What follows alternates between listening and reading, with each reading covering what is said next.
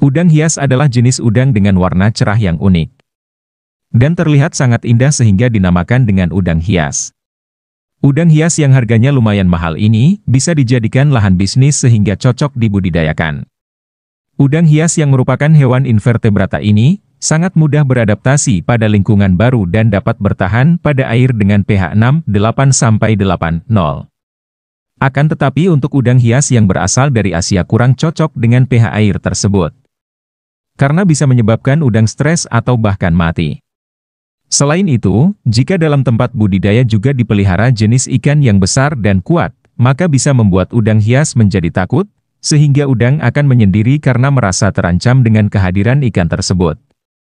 Memilih jenis udang hias untuk memulai budidaya.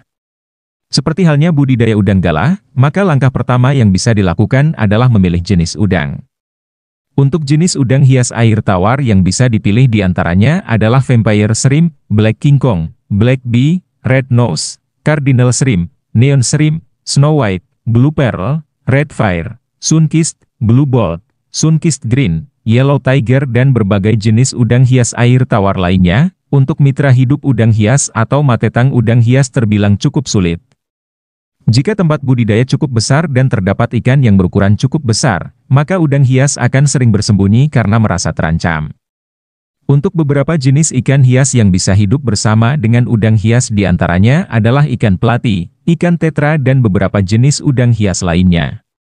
Sedangkan untuk jenis ikan yang tidak boleh disatukan dengan udang adalah ikan cupang, ikan cicil, dan juga catfish karena bisa membunuh udang hias. Persiapan tempat. Udang hias membutuhkan tempat hidup di dasar air dan juga membutuhkan tempat untuk bersembunyi, seperti bebatuan seperti juga budidaya udang air tawar di akuarium.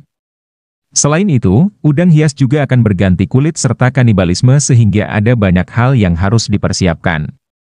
Tempat budidaya udang hias bisa berupa akuarium, bak atau kolam semen. Tempat budidaya udang hias harus diusahakan berbentuk memanjang atau lebar serta tidak terlalu tinggi.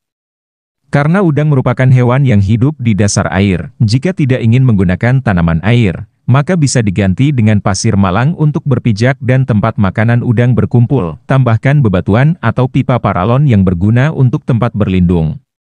Aerator juga harus ditambahkan sebab udang hidup di dasar air, sehingga aerator ini dipakai untuk suplai oksigen udang hias.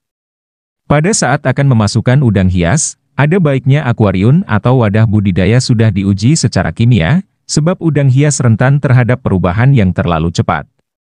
Pakai jaring jala yang lunak untuk memindahkan udang ke dalam tempat budidaya secara hati-hati. Pastikan untuk menutup bagian atas jaring dengan tangan supaya udang hias tidak melompat. Udang hias yang stres terlihat dari udang yang tidak mau bergerak atau berenang di atas permukaan air, atau mengambang yang bisa terjadi karena kualitas air kurang baik. Apabila ini terjadi maka segera periksa air. Untuk pakan udang hias bisa berupa cacing beku, lumut dan pelet khusus udang yang tenggelam yang hampir sama dengan budidaya lobster air tawar.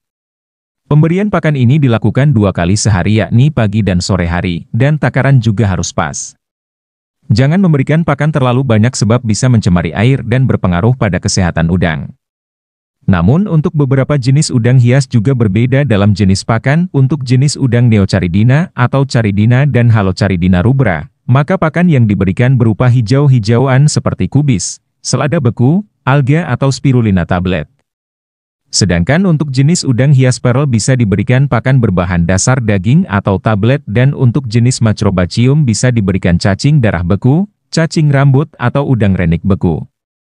Untuk jenis Atia tipe pembersih bisa diberikan Artemia. Pergantian kulit udang hias molting terjadi pada saat udang bertambah besar, sebab cangkang bagian luar udang tidak bertambah besar karena tersusun senyawa chitin keras dan tidak elastis.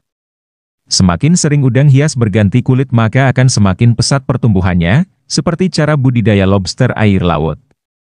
Namun pada saat udang hias sedang molting, maka kondisinya akan semakin rentan dan udang akan menyerap kalsium serta magnesium cukup tinggi, untuk mempercepat proses molting.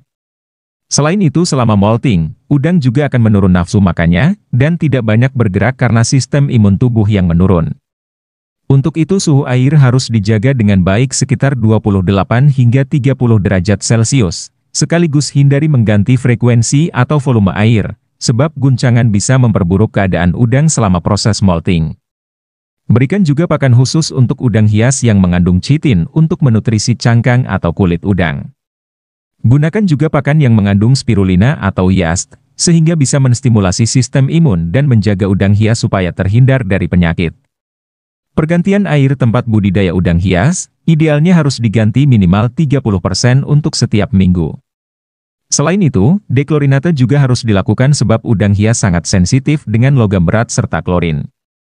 Air yang akan digunakan untuk mengganti air kolam budidaya, sebaiknya disiapkan beberapa hari sebelumnya, dan diberikan deklorinator agar senyawa beracun dalam air seperti klorin akan terpecah dan hilang.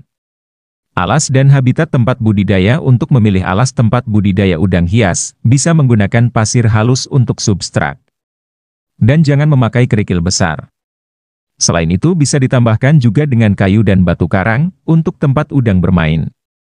Untuk pH air ideal yang digunakan dalam budidaya udang hias adalah antara 6,2 hingga 7,3 dan untuk suhu adalah 25–27 derajat Celcius. Untuk mengawinkan udang hias sebaiknya dilakukan secara massal, supaya udang bisa bebas memilih pasangan sendiri. Untuk perbandingan jantan dan betina dalam sebuah wadah adalah 1:2 atau maksimal 2:5. Udang dimasukkan ke dalam wadah yang sudah disiapkan, dan secara sendirinya udang hias akan mencari pasangan lalu kawin. Proses udang hias bertelur sesudah udang betina dibuahi, maka akan masuk ke tahap menggendong telur, di mana udang betina akan memisahkan diri dari udang lain, kemudian mencari tempat bersembunyi agar larva udang tidak dimakan oleh udang lain yang sudah dewasa.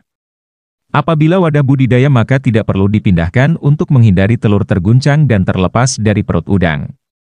Namun jika wadah terlalu kecil maka bisa dipindahkan dengan cara serok memakai gelas atau gayung. Dan lakukan dengan hati-hati supaya induk tidak stres, hindari memindahkan indukan memakai jaring, sebab bisa berdampak buruk pada telur udang hias. Saat anakan sudah menetas, maka akan langsung mencari tempat bersembunyi dari pemangsa, sebab ukuran udang yang baru menetas masih sangat kecil serta lunak. Saat sudah tumbuh menjadi lebih besar, maka udang hias bisa dipindahkan pada kolam pembesaran.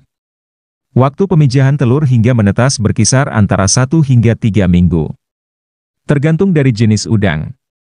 Umur indukan udang yang baik berkisar antara 7–10 bulan dengan warna cerah, tidak cacat dan geraknya lincah. Sedangkan untuk membedakan udang jantan dengan betina bisa dilihat dari bagian tubuhnya. Udang hias jantan mempunyai tubuh kecil dari kepala sampai ekor. Dan tubuh betina lebih gendut jika dibandingkan udang jantan. Udang umumnya akan bertelur sebanyak 100 butir, akan tetapi hanya setengahnya sekitar 50 butir saja yang bisa menetas dan bertahan hidup. Benih udang yang sudah dipisahkan dari induk akan dibesarkan hingga mencapai 1 bulan atau berukuran 1–2 cm.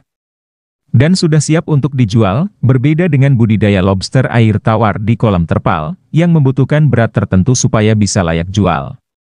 Hindari memakai air langsung dari keran dan tampung terlebih dahulu selama 2 hari. Untuk menurunkan tingkat keasaman air dan baru air bisa dimasukkan dalam tempat budidaya. Dan ditambahkan dengan beberapa tanaman air. Perhatikan sirkulasi oksigen dalam tempat budidaya, yang bisa menggunakan pompa air atau gelembung udara, dan tambahkan dengan pendingin udara supaya bisa optimal serta hindari dari sinar matahari langsung. Pengemasan udang hias. Untuk mengirimkan udang hias keluar Pulau Jawa bisa menggunakan prosedur packing, memakai kantung plastik kapasitas 5 kg yang ditambahkan dengan oksigen. Setiap kantung plastik akan diisi dengan 250 ekor udang hias, dan dimasukkan ke dalam kardus atau styrofoam.